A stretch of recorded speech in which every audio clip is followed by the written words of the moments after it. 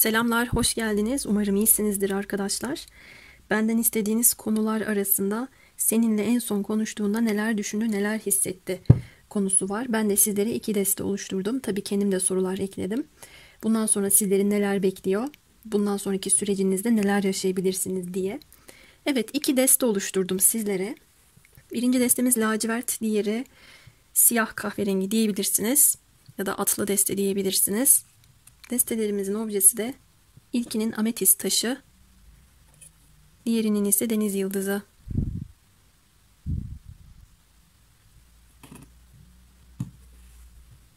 Seçtiğiniz varsayarak ben birincisinden başlıyorum. Bakalım bu kişi sizinle en son görüştüğünde, konuştuğunda neler düşünmüş, neler hissetmiş.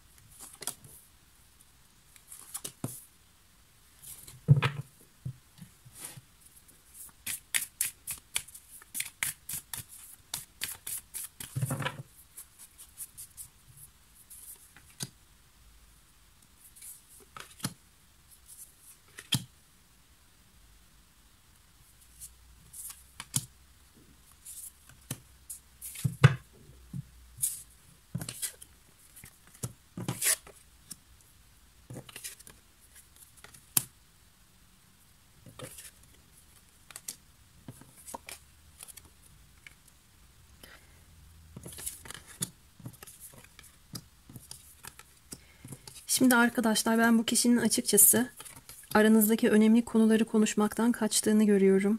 Gerçeklerden, yüzleşmelerden ya da duygulardan kaçtığı için en sonki konuşma diye bir şey yok ki diyebilir ya da henüz olmadı ki diyebilirsiniz. Bu görüşmenin ve konuşmanın olacağını görüyorum fakat henüz zamanı gelmemiş. Sanki en son önemli bir konuyu konuşacakmışsınız ama bu kişi kaçmış. Önemli bir karar almak istememiş ya da duygu mantık dengesini kuramamış veya dürüst olabileceğini hissetmemiş. Diyelim siz adildiniz, özveriliydiniz ilişkiniz için ya da aranızdaki durum adına elinizden geleni yaptınız ama bu kişi yapamamış. Yapamayacağını düşündüğü için de burada kaçamak tavırlar sergilediğini görüyorum. Ben açılımın şu kısmına kadar en sonki konuşma diye bir şeyi göremedim. Elle tutulur, gözle görülür şekilde bir durum yok burada. Dengeye gelmeye, durumları dengeye getirmeye çalıştığınızı görüyorum. Bu kişinin kendi hayatında iş para konuları ile ilgili de bir hayatını dengelemeye çalıştığı çıkmış.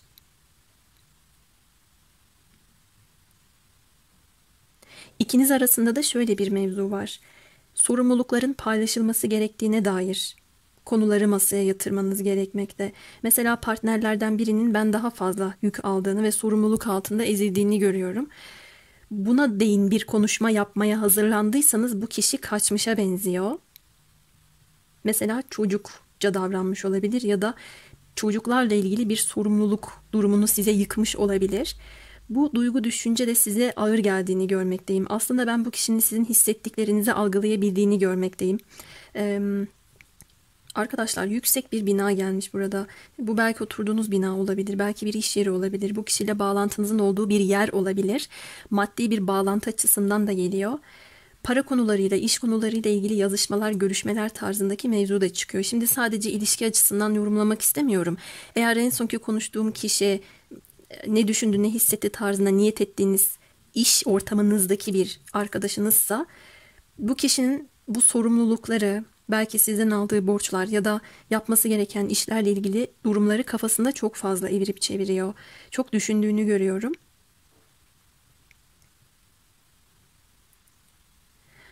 Ayrıyeten şöyle bir mesaj da verdi bana. Evet, ben sana doğrudan senin karşına çıkmıyorum ya da hazır olduğum ya da olmadığım şeyleri sana iletmiyorum ama arka planda kendimce uğraştığım çok fazla şey var. Benim de yükümlülüklerim var. Benim de yorgunluklarım var. Sen onların bir kısmını görüyorsun ya da sana bir kısmını gösteriyorum ama bil ki ben de zorlanıyorum diyor.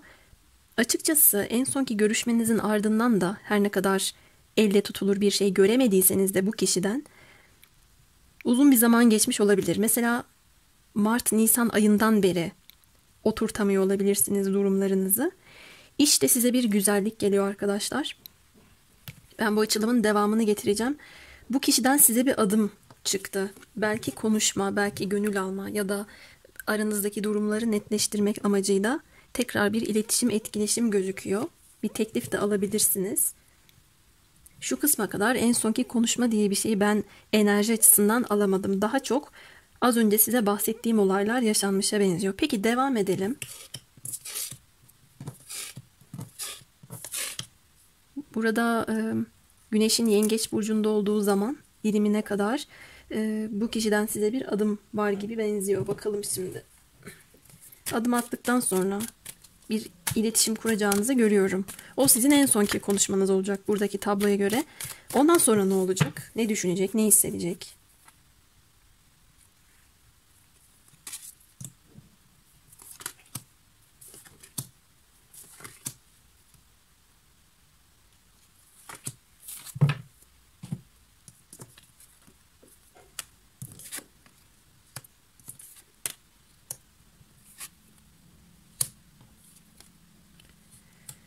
Evet, ufak tefek engellerin varlığı daha sürüyor ama burada son karar sizin olacak sanki. Dişil arkadaşlarım da olacak arkadaşlar. Bir haber alacağınızı görmekteyim ben. Bu kişinin düşüncesinde şöyle, o çok özgür, çok bağımsız, kendine çok güvenen ve güçlü bir kişi. Aslında bana ihtiyacı da yok. Bu süreç içerisinde hayatında pek çok problemi çözmüş. Birçok şeyin üstesinden gelmiş, ayakları yere sağlam basıyor şeklinde düşüneceğini gördüm ben.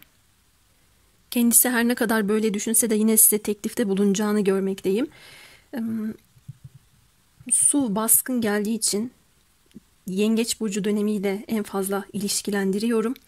Bu kişi sizin meselenizi eline alıp gelecekte neler olmalı, neler olmamalı artısıyla eksisiyle değerlendirecek. Son konuşmanızdan sonra burası olacak olası gelecek gibi yorumluyorum. Çünkü şuradan sonrasını devam ettiriyorum.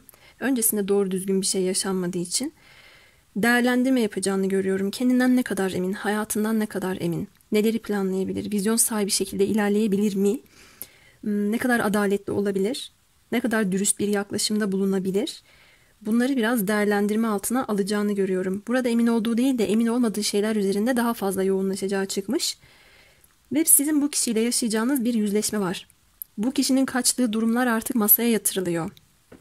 Kaçamayacak olduğunu görüyorum.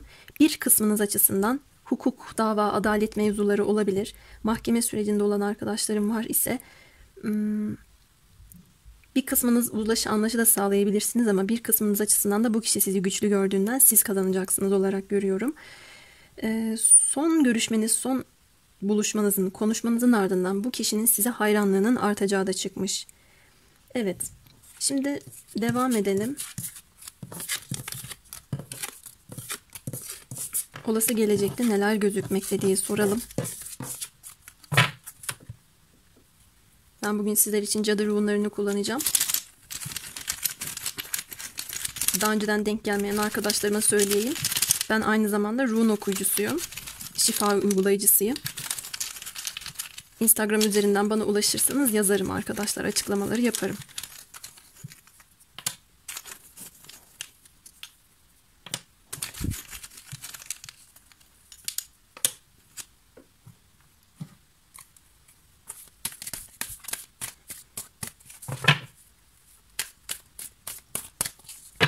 Ve bu ametist taşını seçenlerde bir ilahi adalet gündemi de var. Ektiklerini biçme, artık kaçamama, gerçeklerin gün yüzüne çıkması. Buna benzer durumlar da geliyor.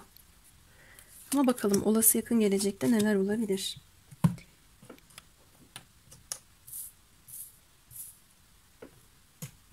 Tarot'tan da alalım.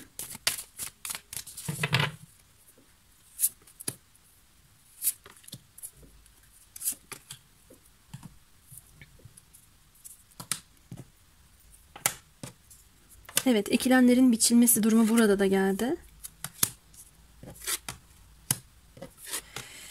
Bakın, Lenormand'da az önce ay kartı gelmişti. Dolunay gibi. Burada geldi bakın, ay ışığı, dolunay. 14 Haziran'da yarın yani Yay burcunda dolunay gerçekleşiyor. Astrologlardan okuduğum kadarıyla ilahi adaletle ilgili bir teması varmış. tam o bilgiye hakim olmadığım için ve astrolog olmadığım için size aktarmıyorum şu anda ama yanlış bilgi de söylemiyorum. Şurada bir baykuşumuz var. Bilgelik, öngörü, iç sesle ilgili bir mesaj da söyleyebilirim size. Şimdi bu dolunay zamanlarına dikkat edin, olur mu? Olası yakın gelecekte Oğlak Burcu'ndaki dolunay da dahil buna, Temmuz ayında gerçekleşecek. Nerede ne iyileştirilmeli, nerede ne ekilip biçilmeli, bu konularla ilgili bir şifalanma olabilir. Aranızda bir ruhsal bağlantı olan bir durum gelmekte. Şimdi arkadaşlar, ben açıkçası senaryoya göre şöyle görmekteyim. Şimdi eğer iletişim bekleyen dişil arkadaşlarım varsa, bu kişi sizin iletişim beklediğinizde ya da o son görüşmenizden, konuşmanızdan sonra artık neyi beklediğinizi çok iyi anlayacak. Bunun farkındalığına erişecek bir noktada gelmekte. Ama bu kişide şöyle bir durum var. Biraz huysuz, inatçı, katı ve ben de şunları bekliyorum der gibi kendi elindekileri de bırakmak istemeyen bir yapıda. Yani belki aradan pek çok zaman geçti. Siz kendi içinizde kendi duygu durumlarınızı dengelemeye çalıştınız. Kendinizi belki de iyileştirdiniz. Bu kişinin sizi iyileştirmesini beklerken bu süreç içerisinde kendinize bunu yapabildiğinizi fark ettiniz. Şimdi ben bu kişinin şuna benzer bir homurdanma içerisinde olduğunu gördüm. Beni kim iyileştirecek ya da benim durumlarım ne olacak der gibi bir düşünceye sahip. Çünkü bu kişi de ayakları yere sağlam basan, böyle yaş tahtaya basmayan bir kişi. Aranızda yollarla, yolculuklarla ilgili bir bağlantı eğer varsa, bu durumlarla ilgili bir düşünce içerisinde olduğunu da görüyorum. Yakın gelecekte sizin için önemli olan haberleri ya da bilgileri alacağınızı görüyorum. Ayrıca bu kişinin sizinle ilgili, durumunuzla ilgili daha önceden farkına varamadığı, fark etmediği şeyleri de fark edecek olduğu çıkıyor. Boğaz çakrası gelmiş arkadaşlar. Konuşamadığınız şeyleri de konuşacağınız geliyor. Bu ametiste buna çok sevindim. Yani o konuşmaya siz kavuşuyorsunuz. Orada daha önceden elde edemediğiniz pek çok bilgiyi elde edeceğinizi ve bunların da işinize yarayacağını görmekteyim. Zaman artık doldu, zaman tükeniyor gibi bir kaygınız olmasın. Bu kişinin de şöyle bir durumu var. O kendi yolunu çizdi, kendi yolunu bulmak üzere. Ben ne olacağım? Bana kim rehberlik edecek? Bana kim doğru yolu gösterecek? Ya da ben ışığı nasıl yakalayacağım dediğini görmekteyim. Siz kesip atmaya başlarken ya da kesip attığınızda bu kişiden ondan sonra bir eylem görebilirsiniz. Yine de bazı şeyleri kaybetmemek adına eyleme geçse bile bunu çok şey için yapacağını görmekteyim. Yani bu benim hesabımda olan bir şey değildi ama mecburum. Çünkü benim de şu anda bu işime gelmeyen bir durum. Eğer yapmazsam ben de sıkıntı yaşayacağım dediğini görmekteyim. Olası yakın gelecekte buna benzer bir şeyler yaşayacağınızı kartlar söylüyor arkadaşlar. Evet, benim ametist için söyleyeceklerim bu kadardı. Şimdi deniz yıldızını seçmiş olan arkadaşlarımın yorumuna geçiyorum. Yeni video çekene kadar kendinize çok çok iyi bakın. Görüşmek üzere. Tekrar merhaba. Umarım iyisinizdir. Deniz yıldızındayız. Bakalım bu kişi sizinle en son konuşmasından sonra ne düşündü, ne hissetti? Bir kart düştü.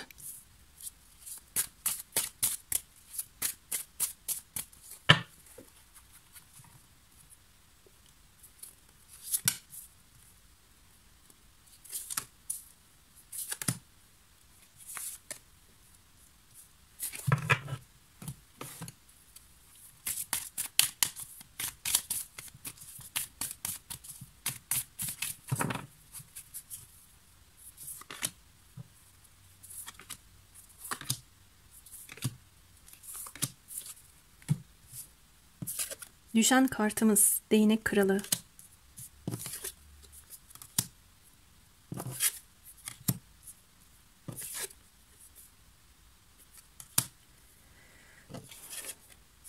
Ne kadar sert kartlar geliyor böyle. Ve Değnek Kraliçesi, konuşamadım, kraliçesiyle de bitirdik. Sizin bu kişiyle ciddi bir ilişkiniz var ya da varmış. Ya da burada bir ruh eşi bağlantısı gibi bir şeyler veriyor. Ama pürüzlü açtım arkadaşlar. En sonki konuşmanız bu kişiye göre güzel geçmemiş. Aranızda ego savaşları olmuş olabilir. Bir tercih yapmak durumunda kalmış olabilir veya tercihe sürüklendiğini düşündüğünü gördüm ama kendisini tercih etmiş olduğu geliyor. Kendi idealleri, hedefleri, kendi geleceğinde kendisini görmek istediği yere kendisini adadığını görüyorum bu konular için. Ve sanki bu kişi sizi tercih etmemiş, kendi yolundan gitmek istemiş. Ve arada bir şeyler yıkılmış. İletişim de çok bağlayıcı olmamış olabilir. Ya sizin beklediğiniz durumları bu kişinin size sunmadığını görmekteyim. Ama düşüncesinde şöyle anlatıyor. Bizim aramızda onunla çok kuvvetli bir bağ var, tamam. Ama bazı şeylerin olabilmesi için önceliğim benim bunlar olmalıydı diyor.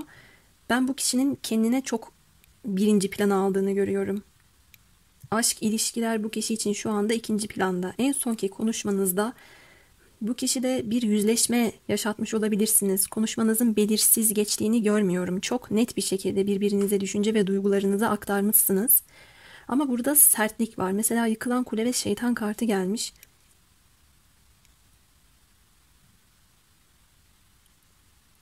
Arada bir tutkunun olduğunu görüyorum ama yanlış şeylerin yıkılması gerektiğine dair bir düşünce içerisinde olduğu da çıkıyor. Evet, belki olumlu şeyler de bir bitiş durumuna maruz kaldı.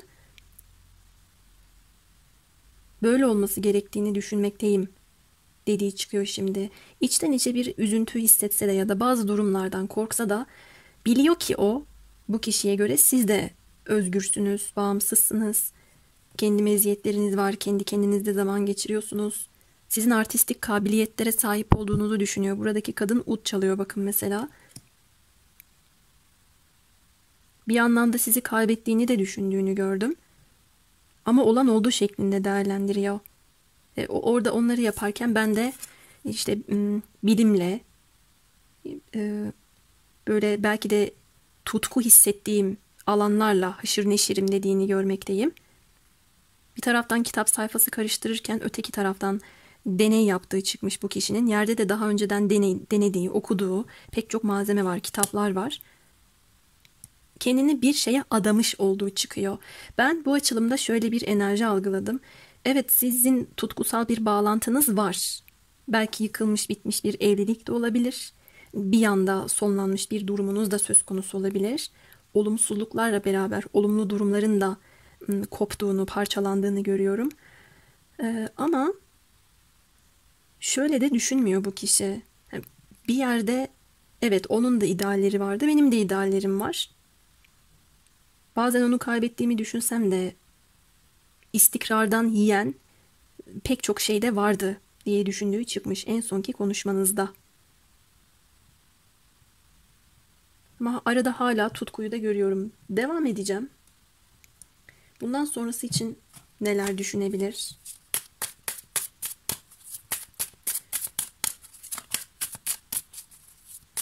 Bir özgürlük teması geliyor çünkü. Siz bu kişiden ayrıldıysanız muhtemelen önce ben zaten özgürlüğüme düşkünüm, özgürüm tarzında bir tutum sergiledi. Ama şu anda baktığımda içini kemiren, ona stres yaşatan bir durum var ki o da acaba sizi temelli kaybetti mi? Bu. Başka neler olabilir süreçte? İşte ego savaşları var. İletişimsizlik ya da doğru iletişimi bir türlü kuramama. Ön koşulların henüz oluşmadığını düşünme. Konuşsak da kalbimiz kırılacak ya da dışarıdan müdahale alacağız şeklinde değerlendirmesini görmekteyim. Arkadaşlar, sizin bu kişiyle konuşmanız yüz yüze olmasa da telepatik iletişim aracılığıyla birbirinize mesajları gönderdiğinizi görmekteyim. Bundan sonraki evre içinde şöyle düşünüyor. Biz o kadar çok çatıştık, o kadar çok orta yolu bulamadık ki. O kendini düşündü, ben yeri geldi kendimi düşündüm. Hala ön koşullar oluşabilmiş değil. Bazen sinirlerim bozuluyor. Dışarıdan çok müdahale alıyoruz, kalpler kırıldı. Ön yargı yaptığım ya da zaman zaman yaptığım hatalar dolayısıyla kendimi eleştirdiğim süreçler çok fazla oldu diyor. Ama çok egoist kartlar görüyorum. Burnu yere düşse eğilip yerden burnunu almayacak bir karakter karşınızda olabilir. En sonki konuşmanız da bu kişinin hiç hoşuna gitmemiş ama somurtkanlık ve şey geliyor. Aramızdaki durum bozuldu. Ben istediğimi elde edemeyeceğim dediğini görmekteyim. Bu açılımda şuraya kadar gördüğüm durum şu. Bencilliklerin cezalandırılması. Ya da ilişkide aslında eşdeğer bir güce sahipken partnerlerin birbirini daha az güçlü görmesiyle oluşan bir yıkım, ego savaşı, güç savaşı. Böyle bir durum gelmekte. Ben size bu kişinin bakış açısını da söyleyeyim. Bu kişi iletişimde de, ilişkide de lider vasfında olmak isteyen, yönetmek isteyen, hükmetmek isteyen bir yapıda. Siz eğer buna karşı çıktıysanız, öyle bir dünya yok dediyseniz, aranızdaki en başlıca uyumsuzluk bu kişiye göre bu. Bu yüzden de birbirinizin sürekli elini kolunu bağlamışsınız gibi bana burada bir söylemde bulunuyor.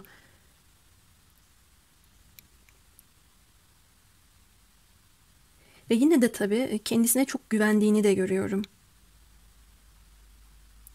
Arka planda, bilinçaltında bir stres çalışsa bile ben iletişim kursam şuna benzer bir kararlılıkla ya da şöyle bir yöntemle, stratejiyle istediğimi elde ederim gibi büyücü kartı çıkmış bakın burada. Çok yetenekli olduğunu düşünüyor. Ve buradaki kişi de bir deney yaptığı için bakın burada da bir deney yapan, deneye hazırlanan bir kişi var. Aynısı.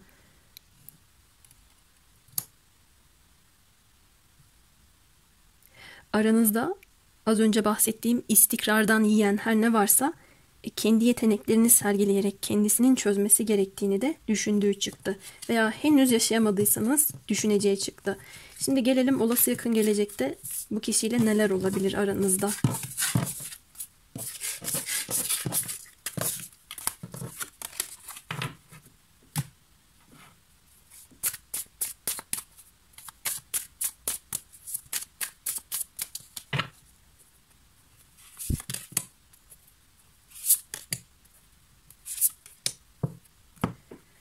Run taşlarından da çekeceğim sizlere.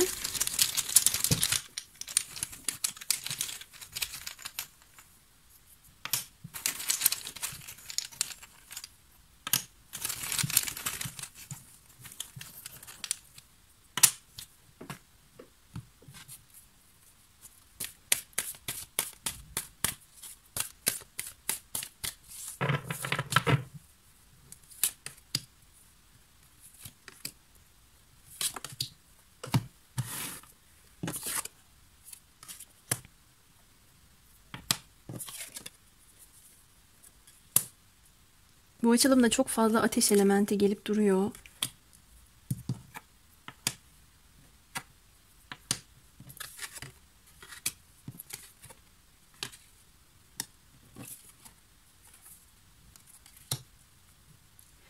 Evet, yani en sonki görüşmeniz, konuşmanız sıkıntılı geçtiyse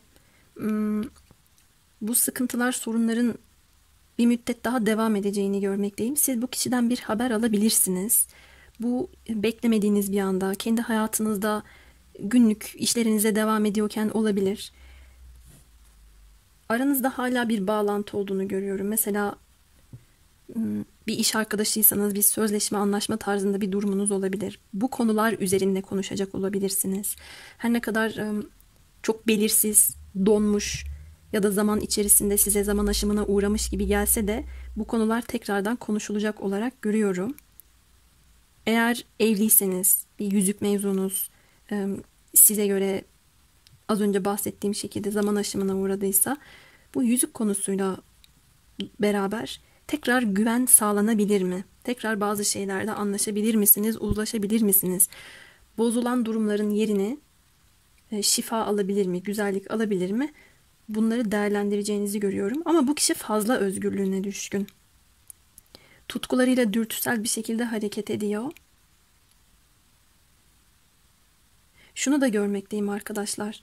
Mesela siz eğer şundan sitem ediyorsanız, neden hiç sesini dinlemiyorsun, neden duygularından bu kadar uzaktasın? Ben işte atıyorum sen bana şu kadar gösteriyorsun ama ben dağın arkasındaki şeyi görmek istiyorum, derinlerdeki durumlara ulaşmak istiyorum diyorsanız, bu kişi bunu pek yapmak istemiyor olarak görmekteyim. Daha çok macera perest davranıyor.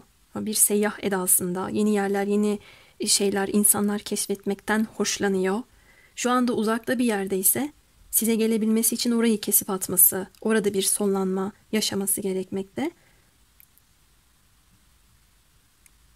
Olası yakın gelecekte neler görünüyor kısmında bir kısmınız açısından bir sonlanma olabilir. Yeniye yer o şekilde açabilirsiniz. Gecikmeler, blokajlar görmekteyim. Size şöyle bir mesaj da vereyim. Dinlediğiniz şarkılardan, müziklerden bir takım mesajlar alabilirsiniz. Dikkat edin bunlara. Hatırladığınız ve hatırlamak durumunda olduğunuz mevzular var. Ben bu deniz yıldızında daha çok aile konusunu gördüm. İş nedeniyle uzakta olan, en son o zaman konuştuk sonra bir daha görüşüp konuşamadık. Ya da işte aramızda bizim bir evet evlilik bağı var ama araya mesafe girince o en sonki konuşmamızın onda yarattığı hisler ne oldu ben bunu bilemiyorum dediğiniz durumları gördüm daha çok. Ve şöyle gözüküyor arkadaşlar. En sonki görüşmeniz bu kişiye az önce bahsettiğim şeyleri düşündürüp hissettirmiş ama olası yakın gelecekte siz bu kişiden bir haber alsanız bile sonrasında bazı durumları kesip atacağınızı görüyorum ben. Mesela bencillik görmek istemeyeceksiniz. Sizi tedirgin hissettiren bir durumun içerisinde de olmak istemeyeceksiniz. Bir uyarı mesaj olarak iç sesinizi sizin de dinlemeniz ve karşılıklı olarak iletişimde birbirinizi anlayarak dinlemeniz gerektiğine dair bir mesaj da veriyor. Bir dolunay değilse de bir son dördün ya da dolunaya doğru böyle gidiyor gibi resmedilmiş bir ay döngüsü resmedilmiş burada. Burada dağ kartında da dağın resmedilen kişi de ağzı açık şekilde belki bu kişinin şaşıracağı, şok olacağı bir şey açığa çıkacak ya da bu kişi bir şey öğrenecek.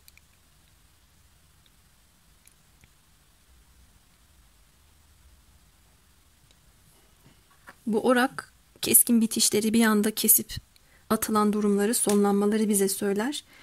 Şok verici haberler de olabilir.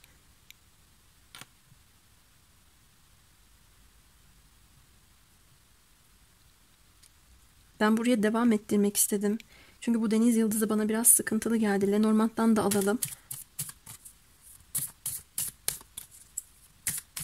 Şurada tam merkezde dikkatimi çeken Yengeç Burcu'nun sembolizması var. Temmuz ayında bir anlaşma, sözleşme, bir yüzük mevzusu, güvene dayalı bir konu, sizin donduğunu düşündüğünüz bir durum tekrar açığa çıkabilir. Bakın iletişim geldi yine, mektup kartı. Bir haberleşme, iletişim var.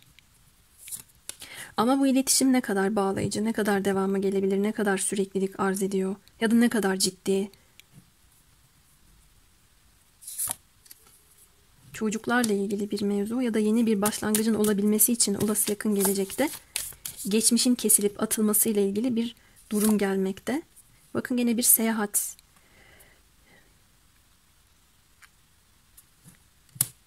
Bu karşınızdaki kişi olası yakın gelecekte de duygu düşüncelerini ya da size olan hayranlığını gizleyebilir.